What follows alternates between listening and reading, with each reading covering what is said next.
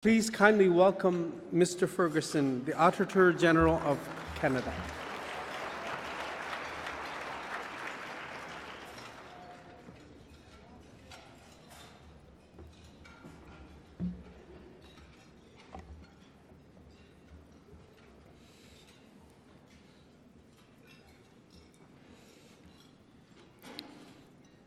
Hello. I am very happy to be here today. Thank you very much for the invitation. J'ai préparé mon allocution en tenant compte de la composition linguistique de l'auditoire, donc je vais présenter mon discours en anglais aujourd'hui. Mais je vous invite à m'adresser en utilisant la langue officielle de votre choix. As part of my preparation for today, I took the Land Claims Agreement Coalition's online course on modern treaties. And one of the things that I learned from it is that the Land Claims Agreement Coalition was formed around 4 principles. And one of those principles stood out for me. It said that an independent implementation and review body that would review whether modern treaties are adhering to their objectives should be established.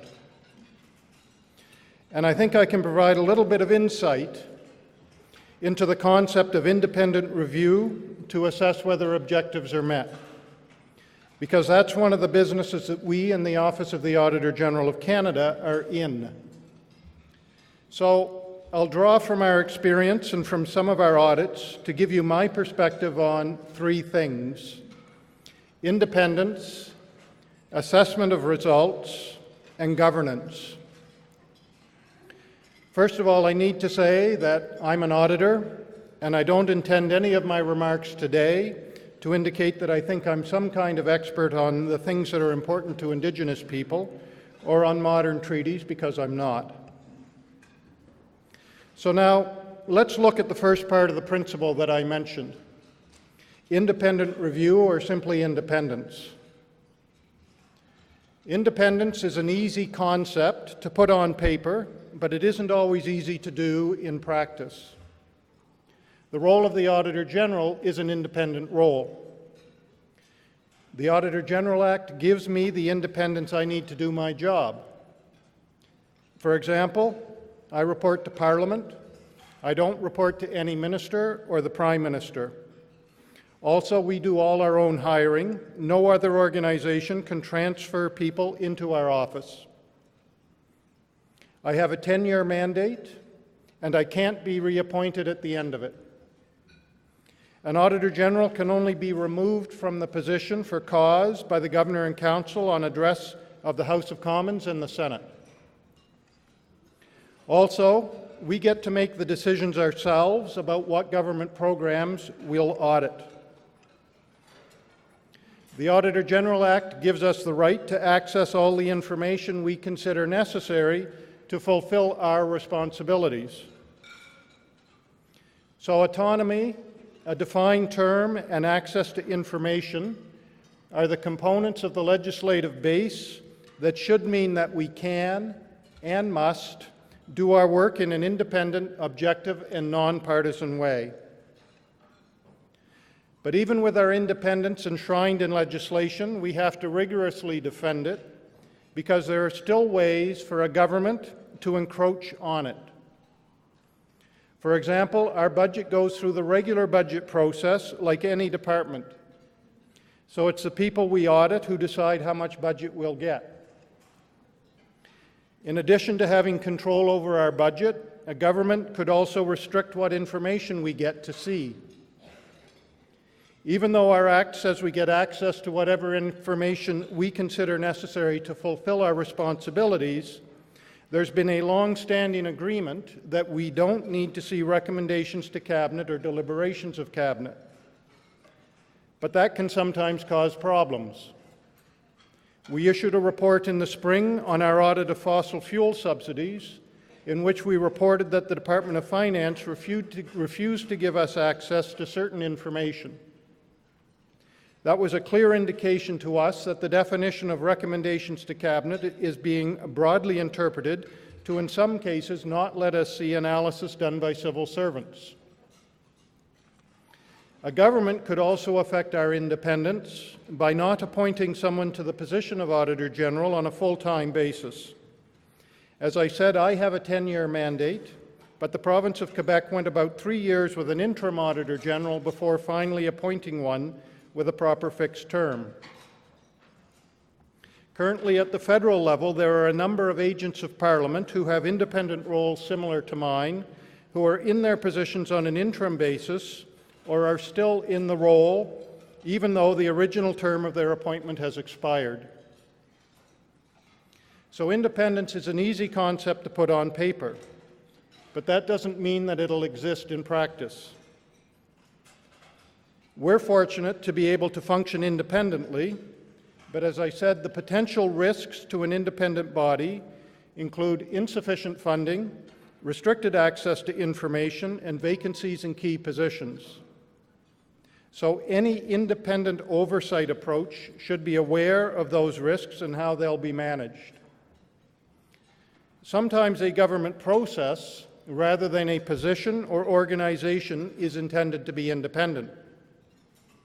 For example, in our 2015 audit of Indigenous and Northern Affairs Canada's Justice at Last program, which was brought in 2007 as a new approach to settle First Nation-specific claims, we identified that one of the program's pillars was impartiality and fairness, and another one was better access to mediation. So those are really concepts of independence that the department tried to embed in the program. But because most of the independence measures were built into the process, a process that was managed by the department, which was also one of the negotiating parties, the department eventually used the 3 levers I mentioned, controlling money, information, and appointments, to contain the process, and that created obstacles to resolving specific claims. For example, on controlling money, we found the department reduced its funding to First Nations to research their specific claims by 40% between 2014 and 2015. On controlling information, we found the department stopped sharing its own reports on the history of specific claims with First Nations.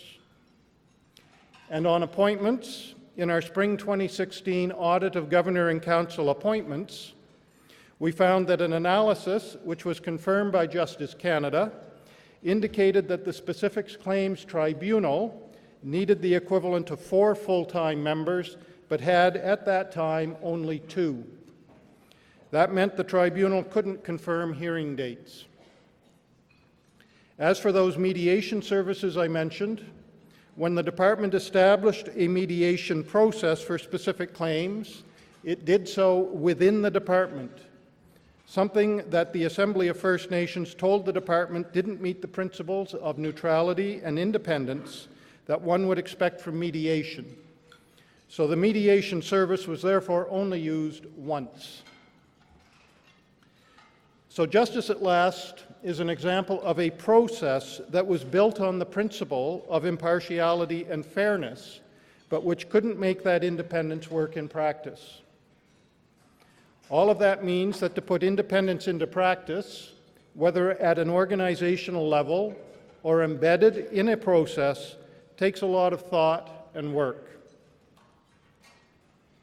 So what then about the second part of the principle that I mentioned, to ensure that objectives are adhered to and results are achieved? That's something that an independent oversight body can assess, but it's also just a good business practice that all parties to an agreement should do.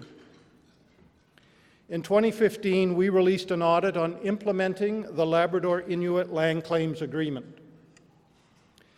That agreement was signed in 2005 by the Labrador Inuit and the governments of Canada and Newfoundland and Labrador. It was a comprehensive land claims agreement that settled Aboriginal title and ownership of lands and resources, and set out the future relationships and obligations of the 3 signatories. The agreement was also supported by a 5-year fiscal financing agreement that provided financial support to the Nunatsiavut government. Now, I'm sure there are some of you here today who know much more than I do about the Labrador Inuit Land Claims Agreement, but I'll tell you what we reported in the audit. First, as part of that audit, we looked at how the federal government monitored its obligations under modern treaties. The first thing we noted was that INAC acknowledged the importance of monitoring its obligations. It said that the effective implementation of any land claims agreement is an ongoing, iterative process characterized by regular monitoring, feedback, and corrective action. And it developed an information technology system to track its obligations and monitor its implementation of land claims and self-government agreements. The system was intended to allow departments and agencies involved in land claims agreements to track the progress and status of their implementation of obligations. The goal was to strengthen accountability and reduce the risk of not implementing obligations. But we found that although the system was launched in 2010, the obligations in the system were still being validated for accuracy, consistency, and completeness in 2015, and no deadline had been set to complete the validation. The department struggled with the sheer number of obligations, which at that time stood at about 3,900 for all land claims and self-government agreements. Also, there were some internal disagreements over the nature of some of the obligations and who was responsible to implement them. Something else we noted was that the system included information only on the status of obligations in land claims and self-government agreements. It didn't include the status of commitments inside agreements, such as the Labrador Inuit Park Impacts and Benefits Agreement. In the course of our audit on the Labrador Inuit Land Claims Agreement, we found that the federal government had, in fact, implemented some of its obligations. For example, Parks Canada acted on its commitments under the Labrador Inuit Parks Impacts and Benefits Agreement, and that resulted in economic benefits and employment for the Labrador Inuit. We also found that the fiscal financing agreement provided financial support to the Nunatsiavut government, which was important to its ability to fulfill its responsibilities.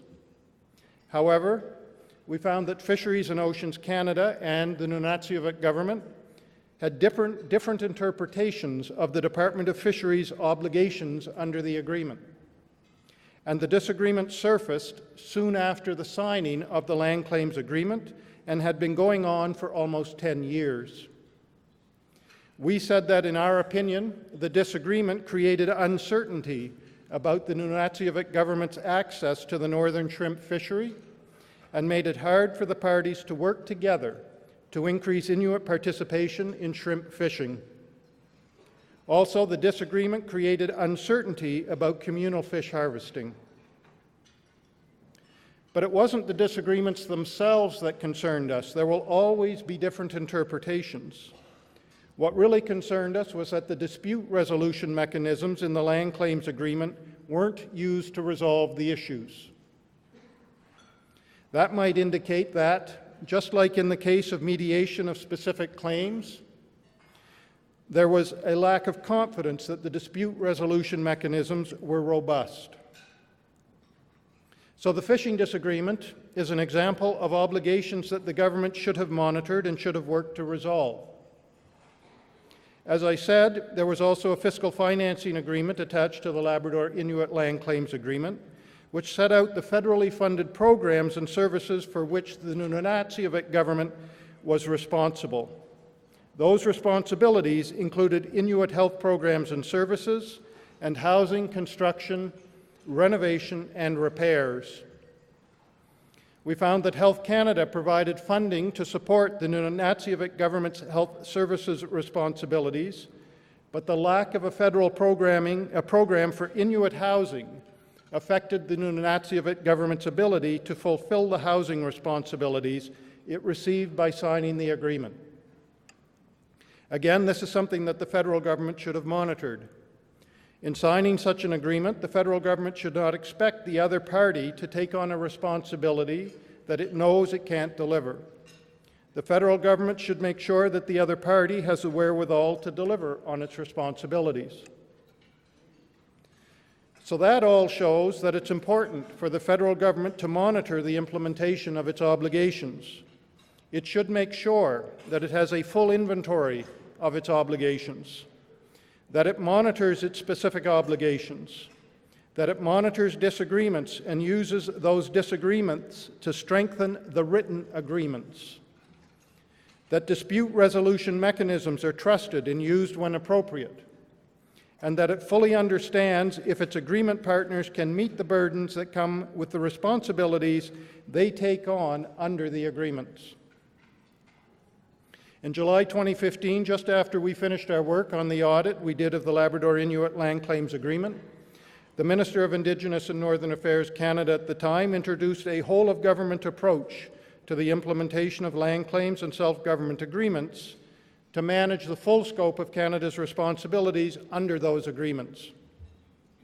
The new measures included a Deputy Minister's Oversight Committee to provide ongoing executive-level oversight and accountability for obligations and implementation of land claims and self-government agreements, a modern treaty implementation office within the department to strengthen coordination and oversight across the federal government, and a cabinet directive outlining roles and responsibilities of federal government departments and agencies.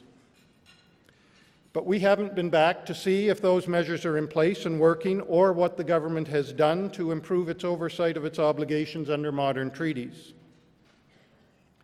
I hope, though, that the examples that I've used from a few of our audits demonstrate that the federal government's abilities to put in place impartial and fair, that's to say independent processes, has been spotty at best, and that it still isn't up to the task of monitoring its own performance.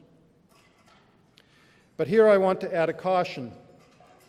As the Land Claims Agreement Coalition's online course on modern treaties reminds us, the goal of modern treaties is to improve the lives of Indigenous people. One of the traps of performance measurement is the tendency to measure things, activities, instead of results. So in monitoring obligations, it's not enough just to decide whether a specific obligation has been implemented. The parties to the modern treaty should also take a step back to see if the overall implementation of the treaties is leading to better lives for Indigenous people.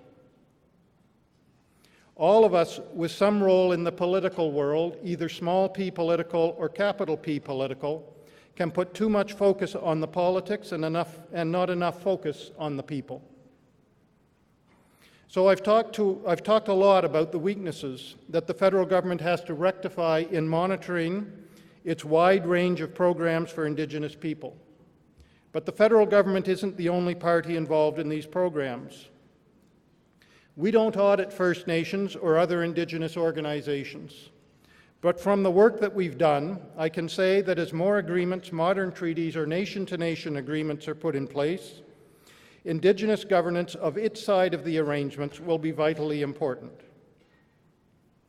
The Institute on Governance prepared a discussion paper called Characteristics of a Nation-to-Nation Relationship, and it quotes Stephen Cornell of the Harvard Project as saying that, at the end of the fight for self-determination, there is a prize for the winners. It's called the Governance Challenge. In our 2015 report on establishing the First Nations Health Authority in British Columbia, while we said that in establishing the authority, the parties were able to overcome long-standing obstacles to create the Health Services Delivery Organization, we found problems in the authority's governance framework.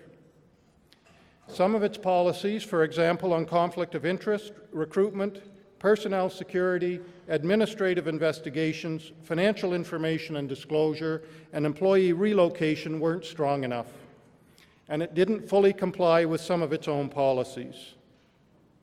A well-designed, implemented, and functioning governance system with transparency and accountability to Indigenous people is critical to any Indigenous organization's long-term success. So, what does this all mean? Well, to me it means that it's very important to have a way to monitor whether the parties to a modern treaty are able to and are meeting their obligations. Furthermore, the results of the monitoring must be trusted by all parties, and there should be trusted dispute resolution mechanisms in place to deal with cases where there's a disagreement over the success of an obligation. Also, the parties should have a periodic way to step back and look at the big picture to assess whether the implementation of obligations is leading to the achievement of the objectives that were behind the original signing of the modern treaty. Thanks very much.